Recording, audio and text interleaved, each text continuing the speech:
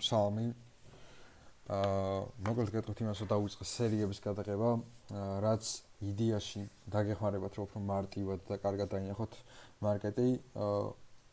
ასევე ჩემ execution-ებს განახებ, თუ რის გამო შევდივარ ტრეიდში, რატო შევდივარ და ასე შემდეგ. მოკლედ, ამ სერიის თავი მიზანი მინდა რომ იყოს, რომ დაგანახოთ როგორ გაიგოთ bias-ი, თუნდაც daily bias-ი, თუნდაც weekly სესიის bias-ი, როგორ უნდა აგოთ ნარატივი და როგორ უნდა დაინახოთ drone liquidity.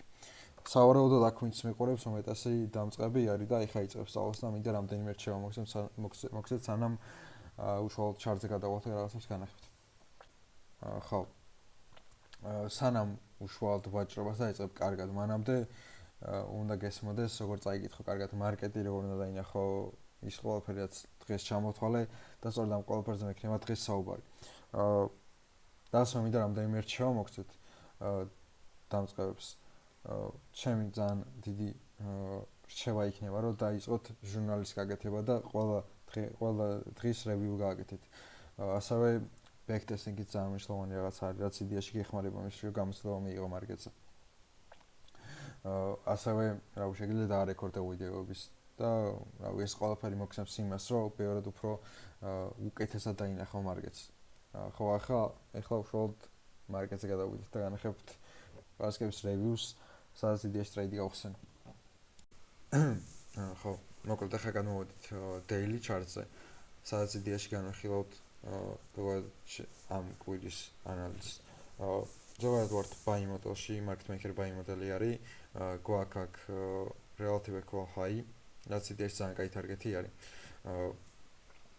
buy side-ი და ახლა აქეთ განვიხილოთ margin რა დავიყავი ზოგადად bullish-ში.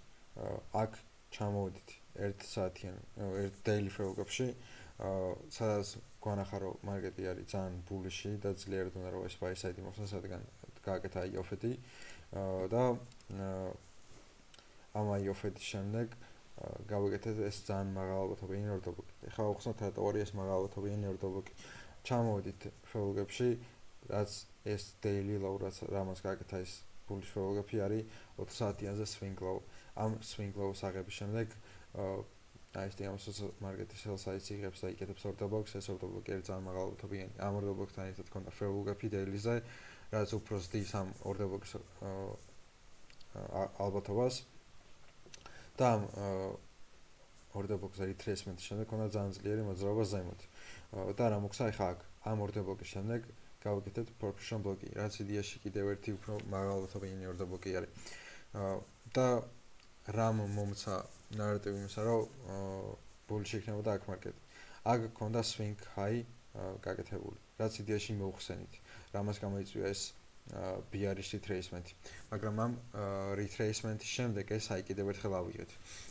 და ლოგიკურად კითხვა რა დავსვათ, liquidity-ს რო ერთხელ იღებს, იმ liquidity-ს მეორჯერ მოხსნა არ არის აუცილებელი. აქედან გამომდინარე, ვფიქრობდი რომ მარკეტი bullish იქნებოდა და მთავარი ტარგეტი ქონდა ეს daily frame-ი. ეს იყო bias-ი, რაც პარასკევს ქონდა. ახლა გადმოვიდით 1 საათიან ჩარტზე და ახლა რა გვაქვს აქ? შევიდით daily frame-ში, bearish CB-ში, რის შემდეგაც დაიწყო მარკეტმა sell model 1 საათიანზე.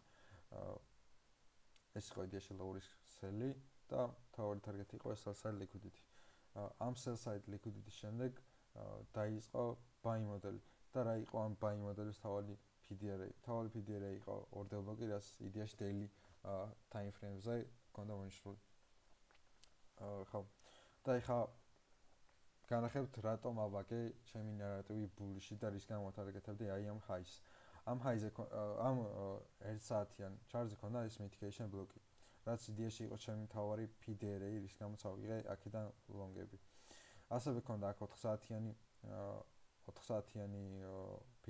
frame-ი და ესეც იდეაში კიდევ ერთი ძლიერი ნარატივია, რის გამოც უყურებდი მარკეტზე აი ამ buy side-ის მოხსნას.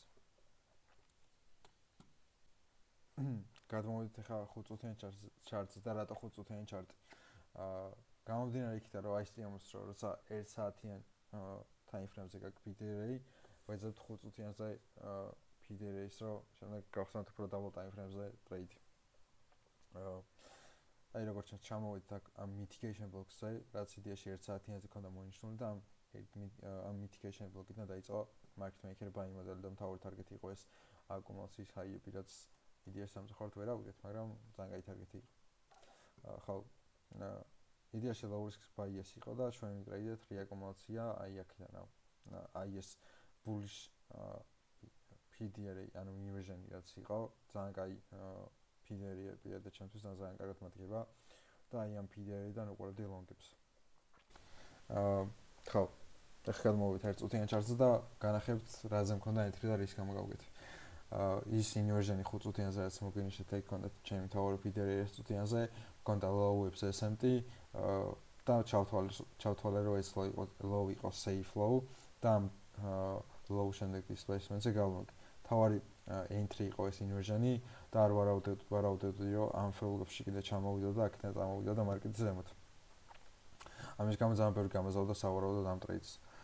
ხო, 15 წამიაზე იყო ეს ძალიან კაი buy მოდელი, მაგრამ სამწუხაროდ ეს წუთიანი ჩარტს უყურებდი, მაგითო შემეძლო უფრო პატარა stop-loss დამეყენებინა და დავუთარგეთავდი ამ buy side-ს ალბათ. სავარაუდოდ ამ ეს BR-ის მოძრაობის მიზეზი იყო ეს S&P რაც CSM ის buy side-ი მოხსნა და ამის შემდეგ წამოვიდა მარკეტი ქვემოთ. მაგრამ გამომდინარე იქიდან რომ S&P დაფრენდა და ვფიქრობდი რომ მარკეტი ამ buy sides კიდევ ერთხელ მოხსნა, მაგრამ სამწუხაროდ შევწდი, მაგრამ break even დავუყურე ეს ტრეიდი, stop-loss გამოვიტანე ამ low-ზე, იმიტომ რომ low-ზე იყო S&P და ვფიქრობდი რომ მარკეტი თუ პულში იყო, ამ low-ს აღევარჯდაოდა და თავად ტარგეტი მქონდა ეს buy side, მაგრამ სამწუხაროდ გავისტოპე. მაგრამ ძალიან მაყოფილი ვარ მე პირადად მაინც ამ ტრეიდის.